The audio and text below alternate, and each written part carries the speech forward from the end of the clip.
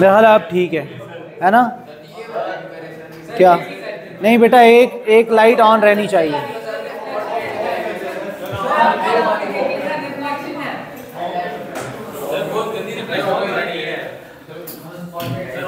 जगह चेंज कर लो, अगर रिफ्लेक्शन है जगह चेंज कर लो। यार लिखने नहीं होगा ना, अगर किसी ने लिखना है तो वो लिखने नहीं होगा। ओके बस ये थोड़ा सा है बेटा, this is just 20 minute work, उसके बाद हम दोबारा बोर्ड के ऊपर शिफ्ट होंगे। ओके बेटा, so now we have to study 2 topics.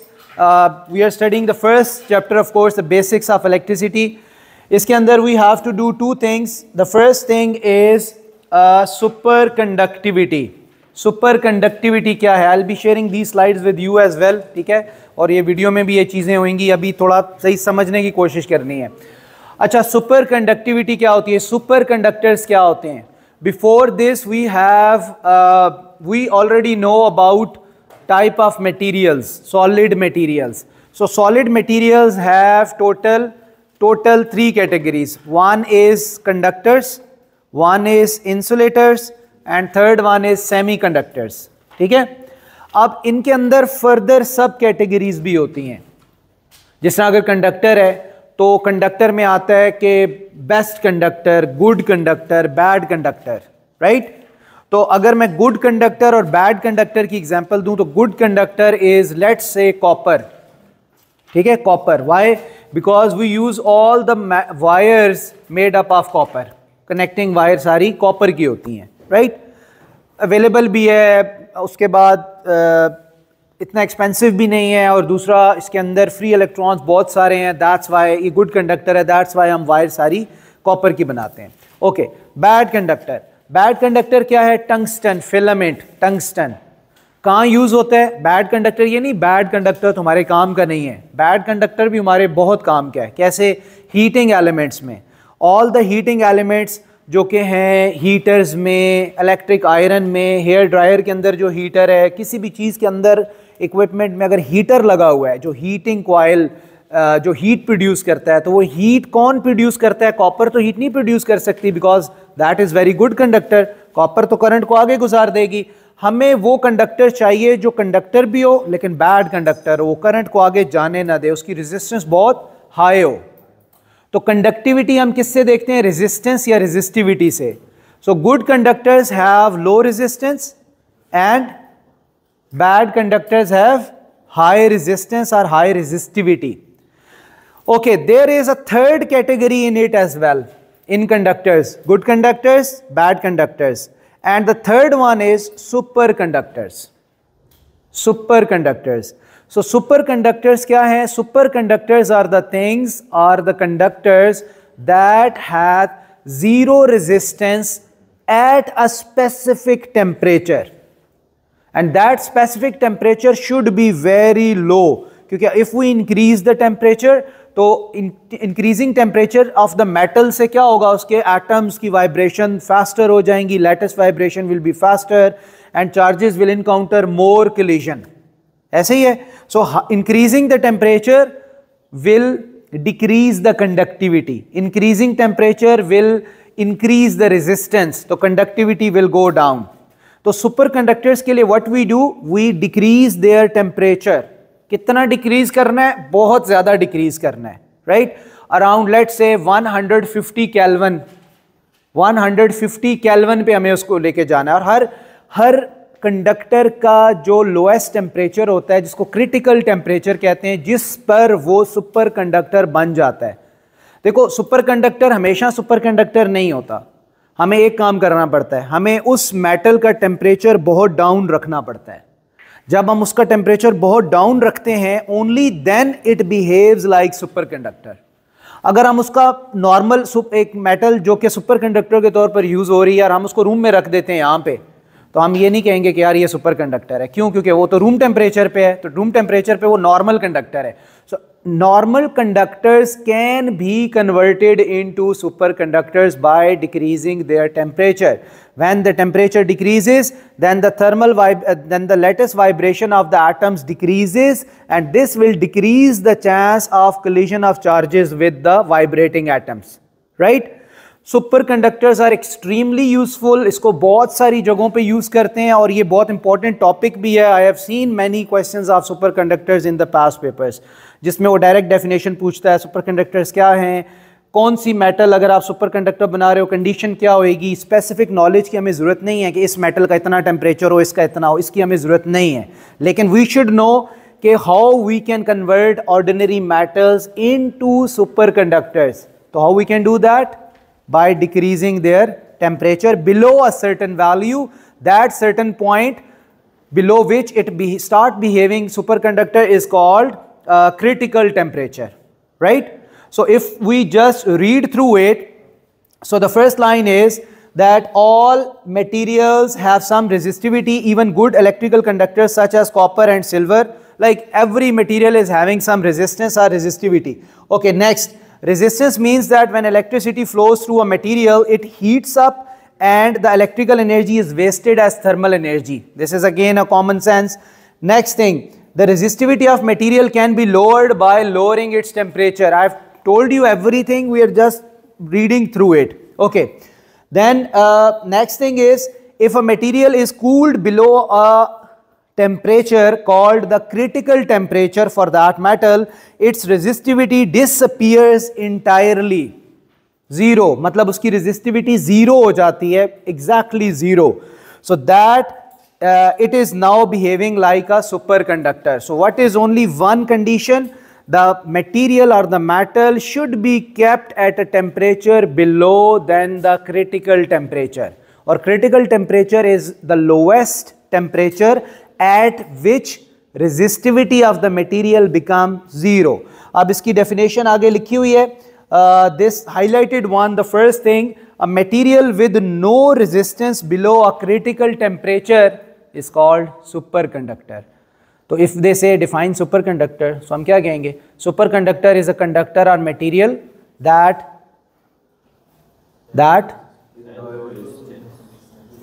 has no resistance below a certain temperature called critical temperature. Okay, next, if they say what is critical temperature, define critical temperature. So critical temperature क्या होगा? The lowest temperature at which a metal behave like a superconductor, or the lowest temperature at which the metal loses its resistivity, or the lowest temperature at which resistance of a metal becomes zero is called critical temperature. हाँ कर सकते हैं या critical 0 kelvin नहीं है, it is not 0 kelvin. Critical is temperature for every metal is different. For every metal it is different, right? Okay, let's say a common superconducting material is mercury. Mercury आपको पता है वैसे भी liquid, वो मतलब liquids के अंदर आता है, राइट? उसको इसलिए यूज करते हैं कि वो उसकी शेप अडेप्टेबिलिटी की वजह से, कि वो जिस चीज़ में भी उसको यूज़ करेंगे वो उसके हिसाब से अपनी शेप को अडाप्ट कर लेगा. अगर कोई सॉलिड यूज़ करेंगे तो सॉलिड की तो अपनी शेप होती है, तो उसमें अडेप्टेबिलिटी फिर नहीं होती. दैट्स वाई मर्करी को चूज़ किया जाता है. ओके, सो मर्करी देखो, मर्करी का क्रिटिकल टेम्परेचर क्या है? 4.2 केल्विन. बहुत कम टेम्परेचर है. How much is 4.2 kelvin? Around 269. Around 269 minus 269 degree Celsius. तो if you keep mercury at minus 269, तो it means कि वो mercury क्या हो जाएगा? सुपर कंडक्टर बन जाएगा. लेकिन if you keep it as at 250 या minus 250 240, तो फिर वो सुपर कंडक्टर नहीं होएगा. ठीक है? Okay, so next thing, superconductivity is a property of only certain materials that have the characteristic above. Okay, there's some misprinting. Next is the temperature threshold is sometimes referred to as transition temperature. Okay, above, what should be there? Superconductivity is a property of only certain materials that have the characteristic. Okay, let me see कि क्या है इसमें, अभी मेरे ज़हन में नहीं आ रहा. ओके, तो next thing is the temperature threshold sometime refer to as transition temperature. Okay, transition क्या होता है? What is transition? Transition state changing, जिसमें स्टेट चेंज हो रही होती है. तो क्रिटिकल टेम्परेचर को ट्रांजिशन टेम्परेचर भी कहते हैं, ठीक है, ट्रांजिशन टेम्परेचर। ट्रांजिशन का मतलब है वो टेम्परेचर जिस पे ट्रांजिशन हो जाए, राइट। नॉर्मली हमारी या आपकी ट्रांजिशन कैसे होती है, लेट्स से आपने पेपर दिए, आप अभी रिलैक्स हैं, आगे रिजल्ट आया, अनएक्सपेक्टेड रिजल्ट आ गया, वो आपकी ट्रांजिशन है, वो आपकी ट्रांजिशन फेज़ है, वहाँ से ट्रांजिशन हो जानी है, ठीक है। घर वालों ने भी कहना है भाई क्या करते रहे हो तुम, ठीक है, वो भी खींचेंगे उधर से, आपको भी, आपके ऊपर भी प्रेशर होगा, टीचर्स का भी प्रेशर होगा, आप एक ट्रांजिशन फेज़ में आप चले जाएंगे। अब ट्रांजिशन जो स्टेट्स हैं वो मेक और ब्रेक हो सकती हैं, या तो आप भाग जाओगे कि ये काम होता ही नहीं है, और या आप और ज़्यादा कमिटेड हो जाओगे कि अच्छा भाई अब ये मैंने करना है काम। So that is transition. तो इधर भी ट्रांजिशन स्टेट मेटल की क्या होती है, जो क्रिटिकल टेम्परेचर है उसको ट्रांजिशन टेम्परेचर भी कहते हैं, जिस पर मेटल का बिहेवियर चेंज हो जाता है, राइट। तो क्रिटिकल टेम्परेचर से पहले वो सिंपल कंडक्टर है, लेकिन क्रिटिकल टेम्परेचर के बाद वही मेटल ट्रांसफॉर्म हो गई है किसमें, सुपर कंडक्टर में।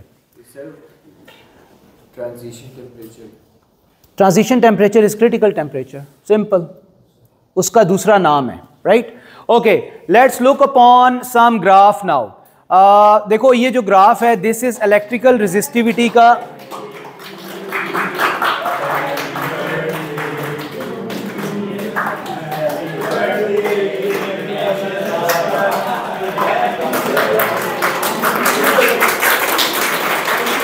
अच्छा किसकी बर्थडे है ये भी तो बताओ।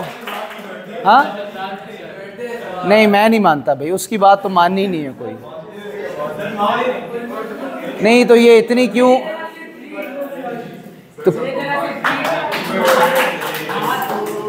बेटा वो इतना अच्छा नहीं, आप सारा दिन भी क्लैपिंग करते रहोगे, वो नहीं ट्रीट देगा आपको, ये मुझे पता है इस चीज़ का। अच्छा okay, anyways let's get back to this. This is the graph showing the change in variation of resistivity of metal with change in temperature. So independent variable is what? Independent variable क्या है? Temperature. बेटा it is very easy, you have to look upon this. Easy graph है ये. X axis is temperature, Y axis is resistivity. ठीक है? Okay, electrical resistivity. आप देखो जो normal metals हैं, when you let's say this is temperature, this is their temperature in Kelvin. So you can see at higher temperatures they have higher values of resistivity. ठीक है? At higher temperature, this is the higher temperature, they have higher resistivity. Okay, same as superconductor materials, they also have higher resistivity, right? At higher temperature. क्योंकि देखो ना ये 0 kelvin है, इससे आप इस तरफ आ रहे हो, तो these are the higher temperature range, ordinary temperature range. इस पर superconductors and normal metals they have higher resistivities. But if you start decreasing the temperature, right? So you can see कि जो normal metals हैं, normal metals they behave in different way, like they do have resistivity at lower temperature as well, because superconductivity is not with every metal. ये भी एक important चीज़ है, हर metal superconductor नहीं बन सकती, right? कुछ certain metals हैं जिनको आप superconductors बना सकते हैं. Not every metal can be converted into a superconductor, which is shown over here. ये देखो normal metal इसकी इवन जो लोअर टेम्परेचर, ये लोअर टेम्परेचर रेंज पे गए, यहाँ पे भी उसकी रेजिस्टिविटी है. But if you look upon super conductor, तो एक टेम्परेचर ऐसा आया, यहाँ तक इसकी रेजिस्टिविटी थी, बट यहाँ से एकदम से आपने टेम्परेचर कम किया तो एकदम से इसकी रेजिस्टिविटी क्या हुई, ड्रॉप होके क्या हो गई, ज़ीरो हो गई, ज़ीरो, राइट.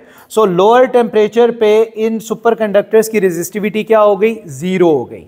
लेकिन कुछ और बाकी जो मेटल्स हैं, आप उनके साथ एक्सपेरिमेंट करते रहे, उनका टेम्परेचर कम करने की कोशिश की कि ये सुपर कंडक्टर बनेंगे, वो नहीं बने. तो दिस इंडिकेट्स कि not every metal can be turned into a super conductor. और ये वाला जो टेम्परेचर है, ये ग्राफ आएगा तो ये वाला टेम्परेचर कौन सा होएगा, this temperature will be critical temperature और ट्रांजिशन टेम्परेचर, राइट, जहां पे उसकी फॉरन रेजिस्टिविटी जो है वो जीरो हो रही है. लेकिन जाहिर है देखो, this is at the cost of something. आपने अगर एक चीज को सुपर कंडक्टर बनाना है तो you have to do something. आपको टेम्परेचर लो रखना है, तो टेम्परेचर लो रखने के लिए you have to consume so much of the energy. खुद से तो लो नहीं हो जाएगा ना, law of conservation of energy. अगर आप सुपर कंडक्टर बनाना चाहते हो, टेम्परेचर लो किया, कैसे लो करोगे, क्या करोगे कि टेम्परेचर लो हो जाए? उसके लिए बहुत ज़्यादा अमाउंट में एनर्जी कंज्यूम करनी पड़ेगी, right? Okay, so let's move to next thing which is maybe not visible to you, so let me try to make it visible for you. Okay, so एक बात बताइए सर, उसमें ये resistivity इतने लोग ऊपर क्यों चली गई थी? हाँ, तो रेजिस्टिविटी ऊपर भी चली गई, आपने बात का जब रेजिस्टिविटी ऊपर इसलिए गई थी कि बाद में जब हाई टेम्परेचर होगा तो तब रेजिस्टिविटी ज़्यादा होगी ना। लो पे तो रेजिस्टिविटी ज़ीरो हो गई थी, और वो जो नॉर्मल मेटल है उसकी हाई है। जो नॉर्मल मेटल है जो सुपर कंडक्टर नहीं बनी, उसकी लो टेम्परेचर पे रेजिस्टिविटी हाई है, लेकिन सुपर कंडक्टर की ज़ीरो हो गई थी। Okay, applications of super conductors, हम कहाँ कहाँ सुपर कंडक्टर्स यूज़ करते हैं? There are many application. Super conductor are useful for application that require large electric current. First thing, अगर आपको कहीं पे सुपर हाई करंट चाहिए, बहुत हाई करंट चाहिए, फॉर एग्जांपल जो ट्रेन नेटवर्क है, ट्रेन सिस्टम, एमआरटी ट्रेन्स होती हैं, ठीक है, वो ट्रेन्स जो है वो इलेक्ट्रिसिटी के ऊपर ऑपरेट होती हैं। अब इलेक्ट्रिसिटी में भी बहुत हाई अमाउंट में करंट चाहिए होता है। अब अगर लार्ज अमाउंट में करंट एक वायर में से फ्लो करवाएंगे तो क्या होगा? हीटिंग इफेक्ट प्रोड्यूस होएगा। अगर ऑर्डिनरी वायर है तो वहाँ पे बहुत ज़्यादा हीट प्रोड्यूस होएगी, राइट? ऐसे ही है ना। तो हमें उस हीट को प्रोड्यूस नहीं होने देना। उसके लिए फिर उस वायर को जिसमें से वेरी हाई करंट फ्लो कर रहा है, आपको उस वायर को सुपर कंडक्टर वायर में कन्वर्ट करना होगा, राइट? ताकि वो सुपर कंडक्टर बन जाए तो उसकी रेजिस्टेंस क्या हो जाएगी? ज़ीरो। जब उसकी रेजिस्टेंस ज़ीरो हो जाएगी तो वेरी हाई करंट उसमें से आराम से पास कर जाएगा, राइट? और वो जो करंट होगा, एक और बहुत इंटरेस्टिंग बात, वो करंट कभी ख़त्म नहीं होगा। दिस इज़ वेरी इंटरेस्टिंग कि वो करंट कभी ख़त्म नहीं होगा। कैसे? क्योंकि रेजिस्टेंस ही नहीं है वायर की। तो सम टाइम जो मैग्नेटिक लेविएशन ट्रेन्स होती हैं, मैग्नेटिक लेविएशन ट्रेन्स, उसमें करंट का काम सिर्फ मैग्नेटिक फील्ड बनाना होता है और कुछ नहीं करना। उसने कुछ और मशीन नहीं चलानी, कुछ उसने मैग्नेटिक फील्ड बनानी है। तो करंट जब मैग्नेटिक फील्ड बनाएगा तो करंट वेस्ट नहीं होता। तो इसलिए वही करंट बार बार यूज़ हो रहा होता है जो सुपर कंडक्टर में जा रहा होता है, मैग्नेटिक लेविएशन ट्रेन्स में। तो वहाँ से फ़ायदा हो जाता है। मतलब you are consuming energy to keep the temperature low, लेकिन उधर से फ़ायदा क्या हो रहा है कि जो करंट आप एक दफ़ा दे रहे हो मैग्नेटिक फील्ड प्रोड्यूस करने के लिए, वो वही रह रहा है, वो कभी चेंज नहीं हो रहा, आपको रिप्लेस नहीं करना पड़ रहा, right? Okay, so superconductors are useful for applications that require large electric currents.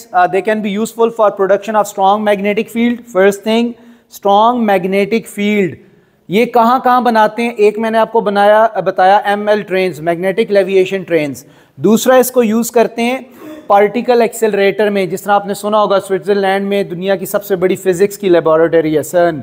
तो CERN के अंदर क्या है? मैग्नेटिक मैग्नेट्स हैं, इलेक्ट्रोमैग्नेट्स हैं। इलेक्ट्रोमैग्नेट्स क्यों हैं? Because they have to accelerate the charge particles. अंदर जो प्रोटॉन्स होते हैं या जो अल्फा या जो भी पार्टिकल्स हैं उनको बहुत हाई स्पीड पे मूव कराना होता है, उसके लिए मैग्नेटिक फील्ड चाहिए होती है। अब मैग्नेटिक फील्ड बहुत स्ट्रॉन्ग चाहिए होती है, तो वो कैसे बनाएंगे मैग्नेटिक फील्ड? मैग्नेटिक फील्ड कितनी चीज़ों से बन सकती है?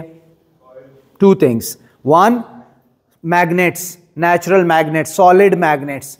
अब सॉलिड मैग्नेट अगर आपने बहुत स्ट्रॉन्ग फील्ड बनानी है तो सॉलिड मैग्नेट बहुत बड़ा चाहिए होगा, ठीक है?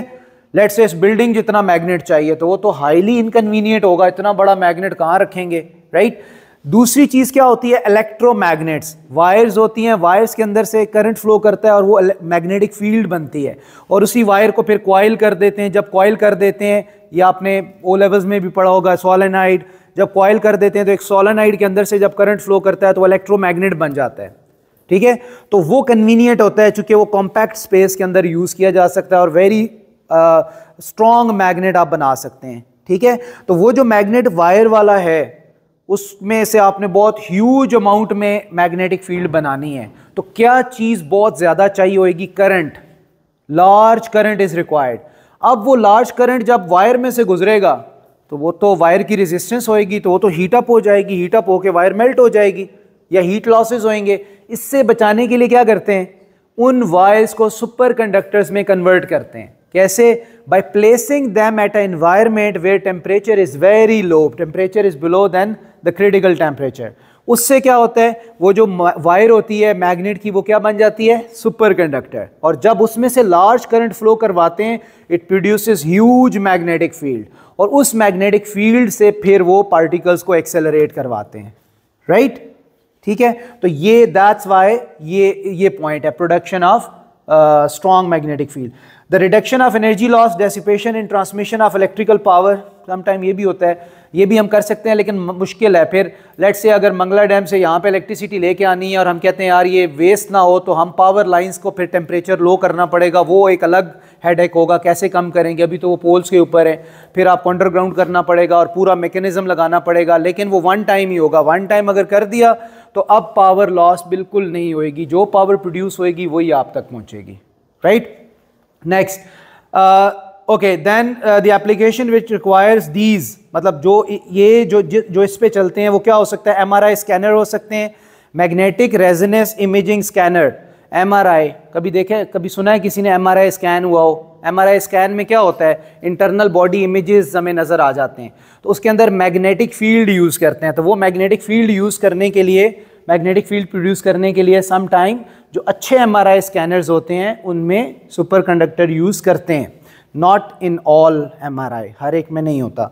Then transformer and generators for fewer fire risk, ये भी हर जगह नहीं होता। ये जहाँ पे लेट्स से सन है, सन पे अगर उन्हें लेट्स से ट्रांसफार्मर या और जनरेटर चाहिए तो वो सुपर कंडक्टर वहाँ यूज़ कर सकते हैं, मतलब लैब्स के अंदर यूज़ कर सकते हैं, हम डेली लाइफ में यूज़ नहीं करते। नेक्स्ट, मोटर्स, उसके बाद मोनो रेल ट्रेन्स, अच्छा उसके बाद these all are let's say the applications of that. फिर उसके बाद मैगलेव, मैग्नेटिक लेविएशन ट्रेन्स मैं आपको बता चुका हूँ। पार्टिकल एक्सेलरेटर भी मैंने आपको बताया है, need large magnetic field to accelerate the particles.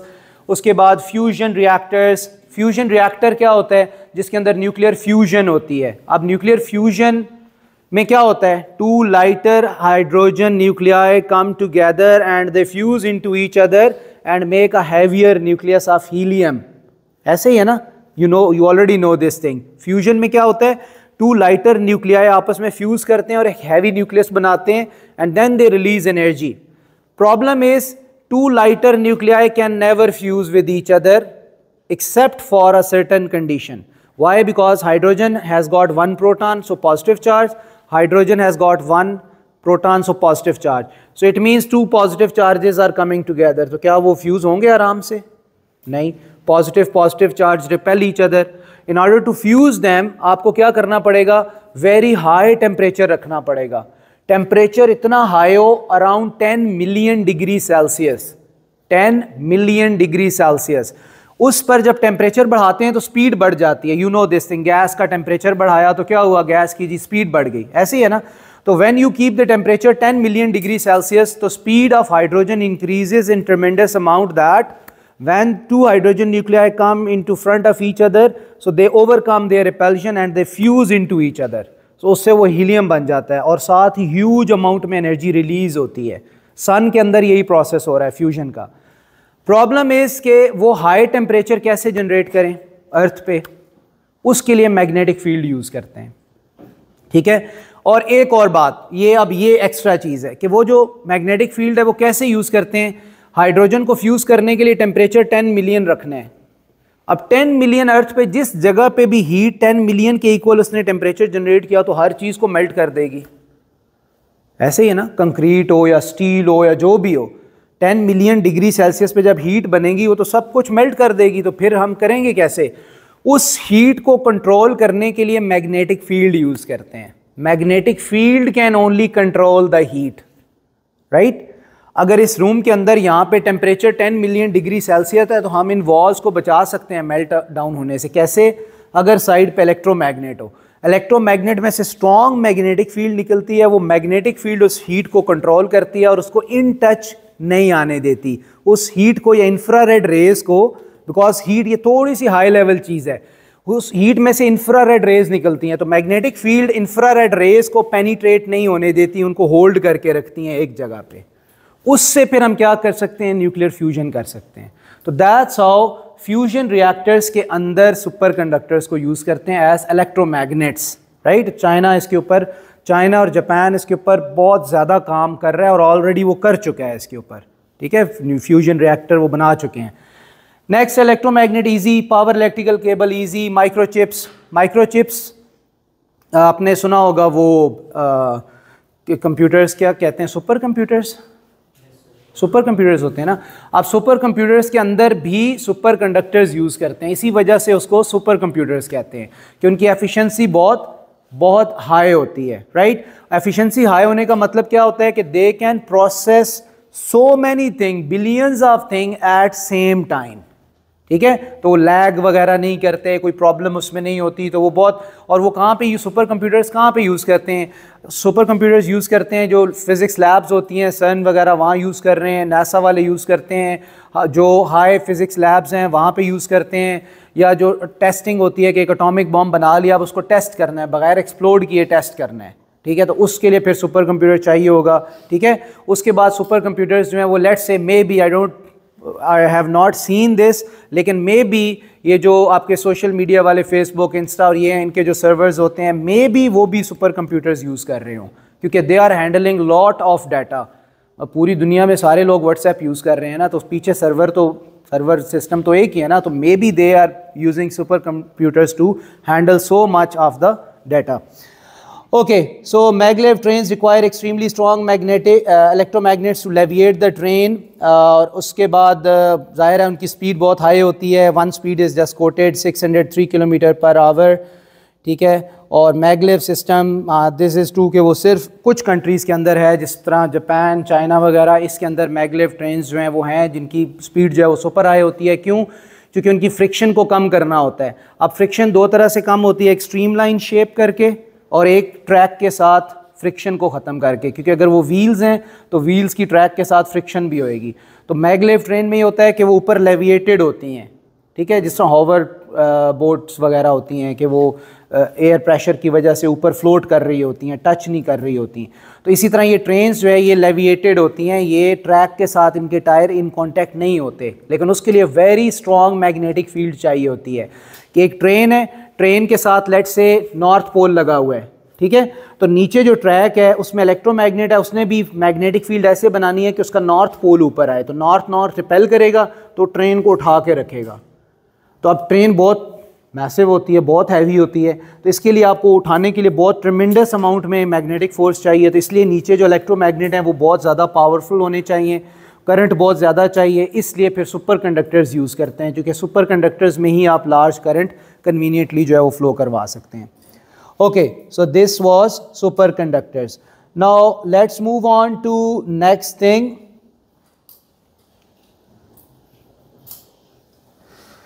Okay, which is resistance and temperature. Okay ji, so I would like you to just try to read through this as much as you can. Just read through it, then I'll tell you the summary of this.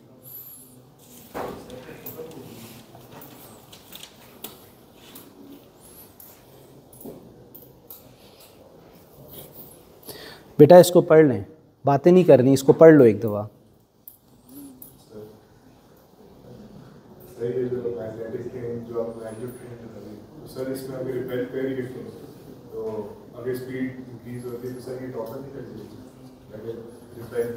नहीं, वो तो पूरा उसका balancing structure होता है ना, मतलब इतना हर चीज़ का बैलेंसिंग स्ट्रक्चर होता है। फॉर एग्जांपल आप व्हीकल्स में, कार्स में, नॉर्मल कार्स में देखो तो VSC होता है, ठीक है, व्हीकल स्टेबिलिटी कंट्रोल, VSC। तो अगर आपकी कार टॉपल कर रही हो किसी टर्न पे, आपने हाई स्पीड पे टर्न ले लिया, तो वो टॉपल करने से बचाती है। तो उसमें ब्रेकिंग सिस्टम होता है, किस टायर को ब्रेक लगानी है, किसको नहीं लगानी, वो VSC खुद डिसाइड करता है और आपकी कार टॉपल होने से बच जाती है। इसी तरह हर एक में होता है ना, इसी मैं एग्जांपल दे रहा हूँ। इसी तरह जो बड़े शिप होते हैं, कार्गो शिप, अब कार्गो शिप अगर किसी स्टॉर्म के अंदर फंस जाए समंदर में, तो क्या वो टॉपल कर जाएंगे? नहीं, उनके अंदर भी स्टेबिलिटी सिस्टम होता है, राइट। इसी तरह ये जो ट्रेन्स होती हैं, ये इतना सिंपल स्ट्रक्चर तो नहीं है ना कि नीचे बस नॉर्थ पोल लगा दिया मैग्नेट और नीचे इलेक्ट्रोमैग्नेट। उसकी स्टेबिलिटी के लिए और बहुत सारे फैक्टर्स होते हैं। उसका वेट बैलेंस होता है, किधर से फोर्स लगनी है ताकि बाकी वेट उसको बैलेंस रखे और वो टॉपल ना करे, राइट। ये तो एग्जिस्ट कर रही है ना, ये कोई अभी ये तो नहीं कि इन्वेंट होनी है, ये तो ऑलरेडी एग्जिस्ट हैं, ये तो चल रही हैं, ठीक है। तो वो वेट बैलेंस होता है उसका, सिंपल इज दैट कि अगर लेट्स से मैग्नेट सिर्फ सेंटर में लगा हुआ है तो जो ट्रेन है, ट्रेन का जो डायमीटर ज़्यादा है ना, तो उसका वेट बैलेंस है, साइडों से वेट बैलेंस है, फोर्स सेंटर से लग रही है, दैट्स वाई वो टॉपल नहीं करती फिर। और दूसरा इलेक्ट्रॉनिक सेंसर्स लगे होते हैं ना, सिस्टम ऐसे थोड़ी होते हैं, अगर कोई ऐसा हो तो अल्टरनेट, ये सब हाइब्रिड होता है। मैगलेव जो होती हैं वो भी हाइब्रिड होती हैं कि अगर इन केस अगर मैग्नेटिक फील्ड में कोई मसला हो जाए तो उनके व्हील्स भी होते हैं, ये नहीं कि व्हील्स नहीं होते, ठीक है। और फिर उनका इलेक्ट्रिक सिस्टम अपना भी होता है, वो इलेक्ट्रिक सिस्टम के थ्रू भी वो चल सकती हैं। जिस तरह गाड़ी हाइब्रिड होती है, बैटरी ख़राब हो जाए तो इंजन पे चल जाएगी, इंजन ख़राब हो जाए बैटरी पे चल जाएगी, तो those are like that. Okay जी, तो देखो बेटा ये जो टॉपिक है दिस इज़ सिंपल, हम इसको डिस्कस कर चुके हैं, लेकिन इसमें एक चीज़ रहती थी, हमने मेटल को डिस्कस कर लिया था, इंसुलेटर को सिर्फ थर्मिस्टर रहते थे, थर्मिस्टर, थर्मल रेजिस्टर। तो उसके लिए ये फिर थोड़ा सा कुछ चीज़ें लिखी हुई हैं। Let's say we are going to study the relation between resistance and temperature of certain materials. एक कॉमन मटेरियल है कॉपर वायर, तो अगर हम कॉपर वायर का टेम्परेचर इंक्रीज करें तो उसकी रेजिस्टेंस पे क्या फ़र्क पड़ेगा? उसकी रेजिस्टेंस इंक्रीज होएगी या डिक्रीज होएगी? कॉपर वायर का टेम्परेचर बढ़ाएं तो रेजिस्टेंस क्या होएगी? क्यों भाई? इंक्रीज होएगी ना। क्यों इंक्रीज होएगी? What's the reason?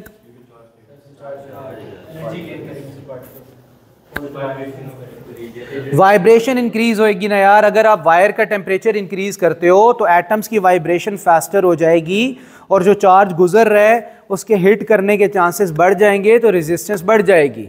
ठीक है, सही है ना। तो रीज़न क्या है? अगर मेटल का टेम्परेचर बढ़ाएं तो रेजिस्टेंस क्यों बढ़ती है? क्यों भाई बताओ, क्यों बढ़ती है? दुआ बताओ आप। अगर मेटल का टेम्परेचर बढ़ाएं तो उसकी रेजिस्टेंस क्यों इंक्रीज होती है?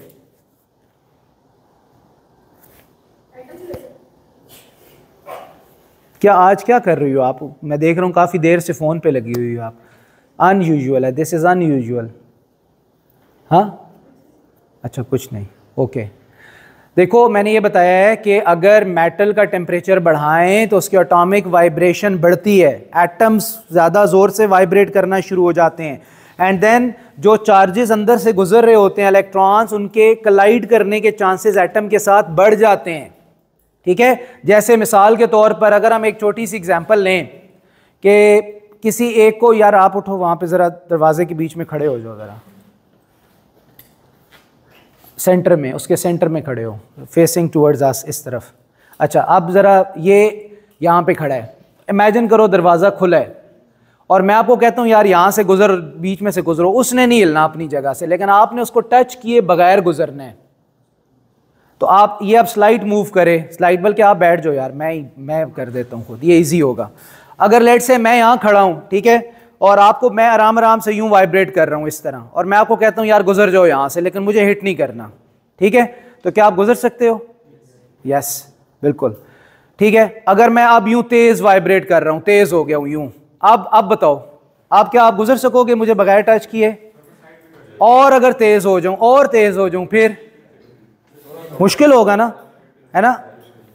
तो अब देखो मैं एटम हूँ, ठीक है, सॉलिड उस मेटल वायर का, और मेरी वाइब्रेशन फास्ट क्यों हो रही है? क्योंकि मेरा टेम्परेचर हाई हो रहा है, मेटल का टेम्परेचर हाई हो रहा है, तो वाइब्रेशन फास्ट होती जा रही है। तो अब जो आप इलेक्ट्रॉन है, जब आप गुजरेंगे तो जब मेरी वाइब्रेशन फास्ट होगी तो आपके लिए तो जगह ही नहीं बचेगी। वैसे अगर मेरी वाइब्रेशन स्लो होती, मैं यूँ जाता, तो आप कहते हैं अच्छा सर उस तरफ जा रहे हैं, मैं यहाँ से निकल जाऊँ। अगर मैं स्लो वाइब्रेट करके यूँ जा रहा हूँ तो आप वहाँ से गुजर जाओगे, ऐसे ही है ना। लेकिन अगर मैं फास्ट वाइब्रेट कर रहा हूँ तो अब तो आप नहीं गुजर सकोगे। तो same happens for resistance of metal, ठीक है। अच्छा, तो resistance of metal increases with increase of temperature, this is because positive ions in conductor vibrate more. Positive ion mean what is positive ion in metal? Cation, वो क्या है? अब cation तो चलो केमिस्ट्री हो गया ना, कैटाइन तो हम फिजिक्स में कभी नहीं यूज करते। सिंपल फिजिक्स की टर्म में बताओ। Nucleus, yes, nucleus is the positive ion, ठीक है। क्यों? वो इलेक्ट्रॉन की एटम की बात नहीं कर रहा, वो कह रहा है भाई इलेक्ट्रॉन तो ठीक है सारे मूव कर रहे हैं, तो पीछे पॉजिटिव आयन जो न्यूक्लियस है असल में वो वाइब्रेट होना शुरू हो जाएगा। लेकिन it's the same thing like के एटम वाइब्रेट हो या न्यूक्लियस वाइब्रेट हो। Okay, vibrate more when its temperature increases. The charge carriers conduction electrons. Conduction electrons, ये charge carriers same thing. Conduction electron उन electrons को कहते हैं जो move कर रहे होते हैं, जो current बना रहे होते हैं. Therefore cannot pass through the metal as easily when potential difference is applied across the conductor. तो ये वही example जो मैंने आपको बताई है कि अगर temperature बढ़ेगा तो आप नहीं गुजर सकोगे वहाँ से. Next thing, metal types in terms of relation between temperature and resistance. So there are two metal types. This is important now. Two metal types हैं. जितनी भी metals हैं उनके two groups हैं temperature की sense में. एक है positive temperature coefficient metals और एक है negative temperature coefficient metals. बहुत simple हैं. Words look odd लेकिन meaning इसके बहुत simple हैं. Positive temperature coefficient क्या है? Metal is said to have positive temperature coefficient because its resistance increases with increase of temperature. You already know this. Positive वो होता है भाई जिसकी अगर आप temperature बढ़ाओ तो उसकी resistance बढ़ जाए, तो हम कहते हैं this is positive temperature coefficient metal. कौन कौन सी? Copper, iron, steel, aluminium, ये सब के हैं positive temperature coefficient metals हैं. Okay, next examples are normal metals. Okay, next is a metal is said to have negative temperature coefficient because its resistance decreases with increase of temperature. तो मतलब ये कि ये वो मेटल है जिसका आप टेम्परेचर इंक्रीज करें लेकिन उसकी रेजिस्टेंस क्या हो? डिक्रीज हो जाए. ठीक है, this is a special metal. ये हर एक के साथ ऐसा नहीं होता, राइट? और ये नॉर्मली ऑक्साइड्स होते हैं, ऑक्साइड्स ऑफ मेटल्स होते हैं. तो ऑक्साइड्स ऑफ मेटल्स जो हैं वो हम कहते हैं कि वो उनके नेगेटिव टेम्परेचर कोफिशिएंट होते हैं. So all the metals are grouped in two categories. One is very simple and straight forward, positive temperature coefficient, temperature बढ़ाया रेजिस्टेंस बढ़ गई. Second, negative temperature coefficient, negative कि उनका टेम्परेचर बढ़ाया लेकिन उनकी रेजिस्टेंस ड्रॉप हो गई. तो ऐसे मेटल्स को हम स्पेशल जगहों के ऊपर यूज करते हैं और उनको थर्मिस्टर कहते हैं. क्या कहते हैं? थर्मिस्टर. उनको टेम्परेचर सेंसर्स वगैरह में यूज करते हैं, इनसे टेम्परेचर सेंस करवाते हैं. जिस तरह अगर इसके अंदर टेम्परेचर सेंसर एक लगा हुआ है, इस तरह टेम्परेचर 28 शो है, अगर हमने 28 रखा हुआ है और ये 28 पे पहुंच गया और ये ट्रिप कर गया, ऑफ हो गया है. क्यों ऑफ हो गया है? क्योंकि इसके अंदर थर्मिस्टर लगा हुआ है. इसी तरह रेफ्रिजरेटर के अंदर थर्मिस्टर लगे होते हैं. फिर टेम्परेचर मेजर करने के लिए भी हम थर्मिस्टर जो है वो यूज़ करते हैं. Okay, so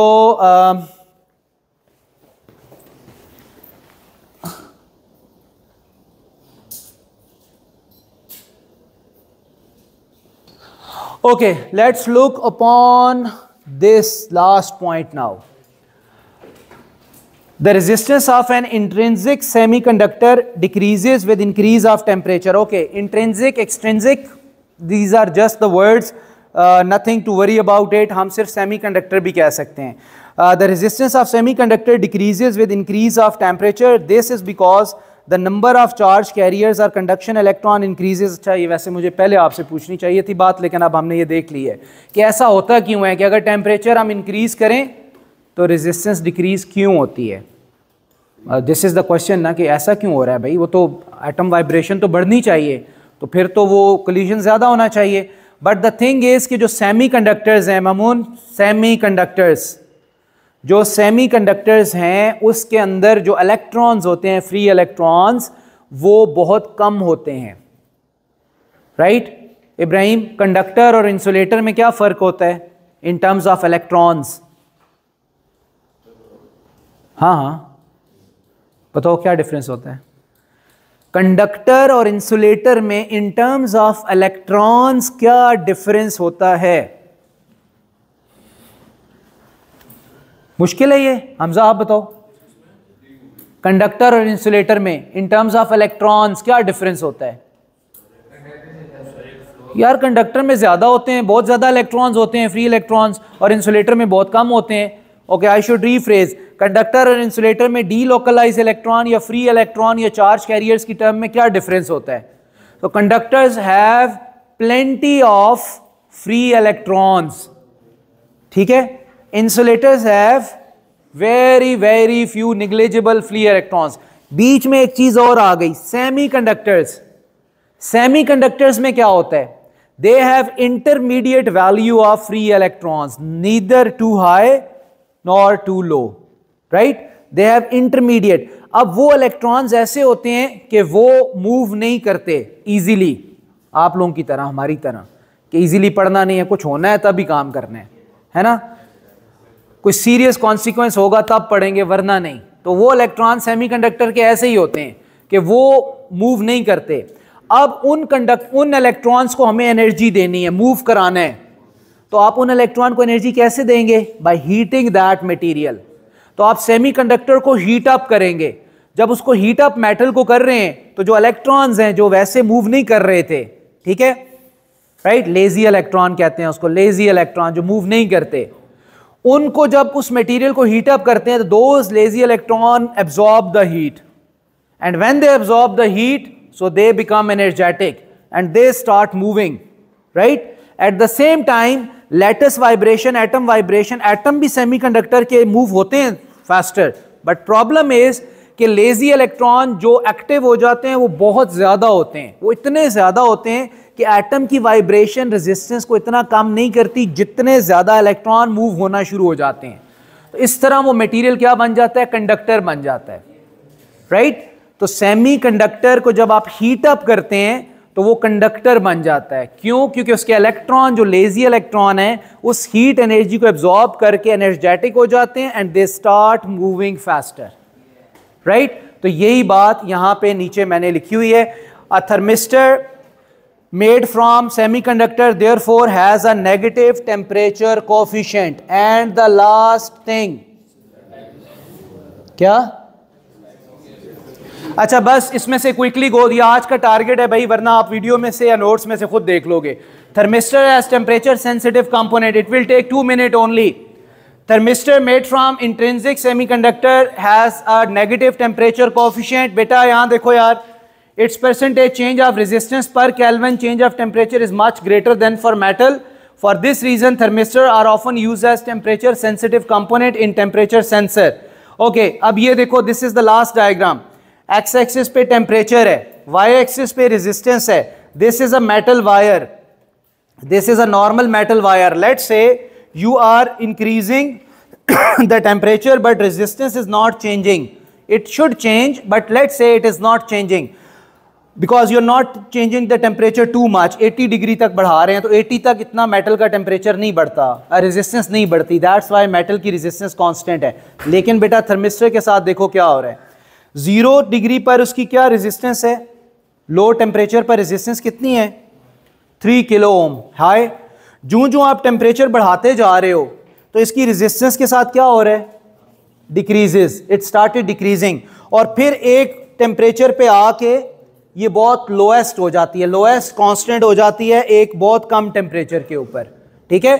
like lowest temperature पर क्या होगा? Not lowest temperature, at very high temperature, at very high temperature its resistance become lowest, तो दैट इज कॉल्ड थर्मिस्टर। तो इसका रिलेशन क्या होता है? रेजिस्टेंस, थर्मिस्टर की रेजिस्टेंस टेम्परेचर के डायरेक्टली प्रोपोर्शनल होएगी या इन्वर्सली? इनवर्सली प्रोपोर्शनल होएगी। Like if you increase the temperature then resistance of thermistor is going to decrease. देखो टेम्परेचर बढ़ा रहे हो और रेजिस्टेंस कम हो रही है, so that is called thermal resistor as well.